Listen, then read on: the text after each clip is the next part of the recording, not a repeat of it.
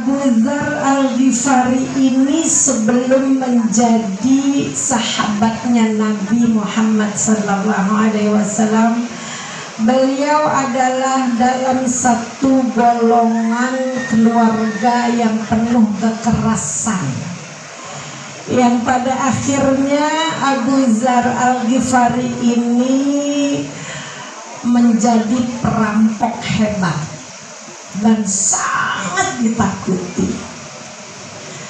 Abu Dzar Al-Ghifari kemudian mendapat hidayah dari Allah Subhanahu wa Ta'ala, dijadikan kemudian seseorang yang memeluk Islam, yang kemudian sangat cinta sama Nabi. Namanya Abu Dzar bin Jundub bin Junadah bin Sofyan Al-Ghifari. Al-Ghifari itu nama kampungnya. Dan dia salah satu dari sahabat Nabi yang paling miskin. Yang paling apa? Miskin. Sampai suatu masa Nabi bilang gini, "Ya Abu Dzar, masak sop yang banyak, biar ntar sahabat-sahabat yang lain mencoba sopmu, kita makan bersama." Lantas kata Abu Dzar Al-Ghifari, "Ya Rasulullah, sop saya ini istimewa banget." Kata Rasulullah, "Bagus, alhamdulillah." Tapi wajahnya Abu Dzar Al-Ghifari sambil ngomong sopnya itu istimewa, agak kemalu-maluan. Kata Nabi, "Maksudmu apa ya Abu Dzar tentang sopmu yang istimewa itu?" Kata Abu Dzar, "Sop yang istimewa itu ya Rasulullah," sambil senyum-senyum, "isinya air doang, ame garam, ame bawang iris, saking dia miskin." Kata Nabi, "Enggak apa-apa, cuman airnya banyakin, ame garamnya biar berasa." Biar apa? Berasa. Akhirnya semua diundang makan sop, air, garam, ame irisan bawang, saking ketiadaannya Abu Dzar. Tapi Rasulullah sangat mencintai Abu Dzar Al-Ghifari. Sampai suatu masa Abu Dzar itu bagian orang yang mengangkat jenazah putri kesayangannya Rasulullah, yaitu Siti Fatimah. Abu Dzar, Sayyidina Ali, dan sahabat yang lain yang mengangkat. Dan ketika itu Rasulullah bilang, setelah di masa yang berikutnya Rasulullah bilang, "Ya Abu Dzar, keluar dari Mekah atau Madinah, dakwahlah engkau kemana tempat." Kemudian kata Abu Dzar, "Ya Rasulullah, ya Rasulullah, ya Rasulullah." Kayak odol kudu dipencet baru keluar. Kata Rasulullah, "Berdakwahlah engkau ya Abu Dzar, keluar dari daerah sini. Tapi entar engkau kalau keluar sudah tidak menjumpaiku lagi. Yang dijumpai olehmu ketika pulang adalah kuburku." Kata Abu Dzar, "Ya Rasulullah, saya nggak mau ninggalin engkau ya Rasulullah. Saya pengen di sini aja, pengen bersamamu ya Rasulullah." Tapi kata Rasulullah, "Ya Abu Dzar, kalau engkau keluar berdakwah semakin jauh, maka nanti Allah jadikan di surga kita semakin dekat." Akhirnya Abu Dzar milih dakwah keluar. Kemudian begitu Abu Dzar keluar, ditengok ke belakang, takut nggak ngeliat Rasulullah. Ditengoknya Rasulullah, tapi iltafat, Rasulullah berpaling. Kemudian Abu Dzar melangkah lagi, kemudian dinengok lagi ke belakang. Rasulullah tetap berpaling sampai melangkah terus. Akhirnya Abu Dzar menengok yang ketiga kalinya, Rasulullah juga berpaling. Apa kata Rasulullah? "Ya Abu Dzar." Rasulullah berbicara tanpa Abu Dzar dengar, "Janganlah engkau jalanlah dalam dakwah engkau. Kalau engkau menatap wajahku dan aku tidak berpaling, maka bertemu matamu dengan mataku dalam satu pandangan, sungguh akan hancur meledak dadamu karena kerinduan kepadaku. Kata Nabi kita Muhammad sallallahu alaihi wasallam, kerinduan yang akan menatap wajah Rasulullah sallallahu alaihi wasallam. Kita aja yang gak pernah lihat Rasulullah rindu, kangen. Kalau lagi baca salawat hatinya bergetar, pengennya nangis luar biasa.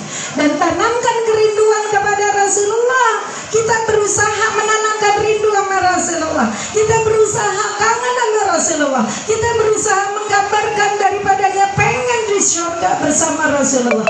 Orang yang menanamkan, berusaha menanamkan kerinduan ke dalam hatinya dengan Rasulullah, itu dia punya amal nanti di sisi Allah mendapat derajat yang paling tinggi lantaran dia berusaha menanam kerinduan kepada Rasulullah sallallahu alaihi wasallam. Halo? Paham? Ayo, ada 1-2 pertanyaan. Kalau ini nggak dapat hadiah, hadiahnya cuma umroh, cuma diantar sampai bandara. 1 pertanyaan, mengapa bacaan sholawat pada ketika kita sholat diletakkan oleh Allah Subhanahu wa ta'ala di tasyahud akhir, bukan di awal waktu takbiratul ihram? Saya ulang, mengapa bacaan sholawat pada saat kita sholat diletakkan oleh Allah Subhanahu wa ta'ala pada tasyahud akhir, bukan pada awal ketika kita takbir?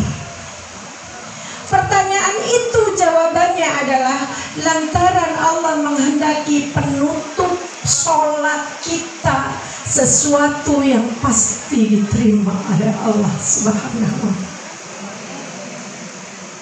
Karena Allah menghendaki penutup sholat kita yang kadang kita masih mikirin dunia, yang kadang kita masih tidak tahu bacaannya, yang kadang hati kita masih berputar-berputar dengan urusan kita, maka Allah pastikan bahwa sholawat itu diposisikan pada sholat kita di tasyahud akhir, karena Allah menghendaki penutup sholat kita adalah yang pasti diterima oleh Allah Subhanahu wa ta'ala.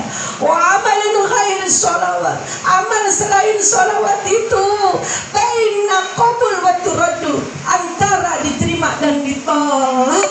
Tapi sholawat pasti ditolak, pasti diterima oleh Allah, pasti diterima oleh Allah. Makanya di tasyahud akhir itu sholawat Ibrahimiyah yang kita baca adalah menandakan Allah redha dengan kita. Pasti sholat kita diterima lantaran ditutup dengan sholawat kepada Rasulullah sallallahu alaihi wasallam.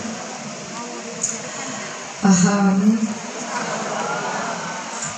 Lantas mengapa kita diperintahkan baca sholawat? Halo? Jawabannya adalah karena semua makhluk termasuk diri kita adalah diciptakan oleh Allah dari nur Muhammad sallallahu alaihi wasallam. Karena diri kita dan semua makhluk diciptakan oleh Allah dari nur Muhammad sallallahu alaihi wasallam. Dan mengapa kita disuruh pentingnya baca sholawat kepada Nabi Muhammad sallallahu alaihi wasallam? Sangat dipentingkan kepada diri kita.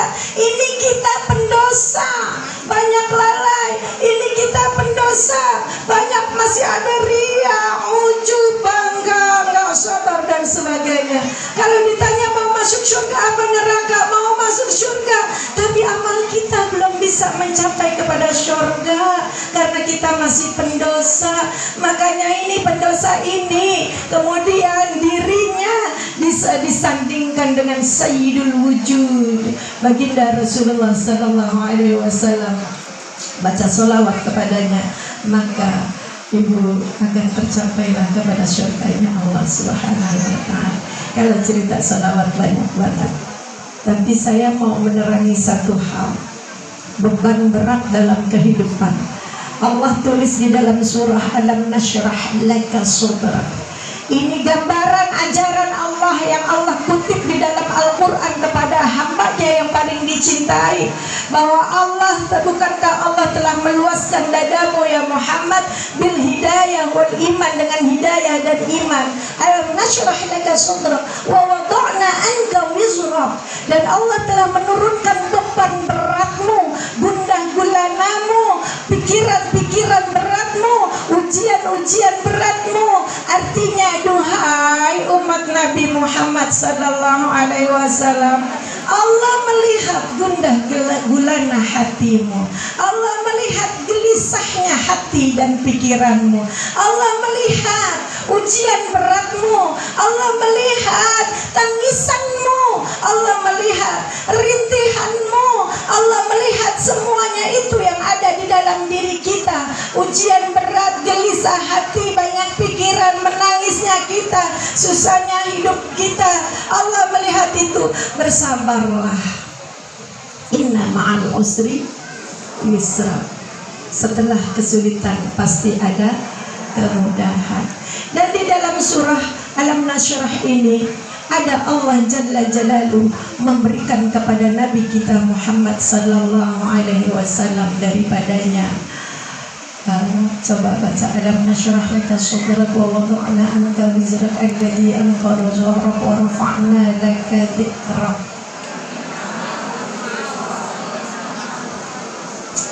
Wa rafa'na laka dhikrak, aku tinggikan sebutanmu ya Muhammad, aku angkat derajatmu ya Muhammad.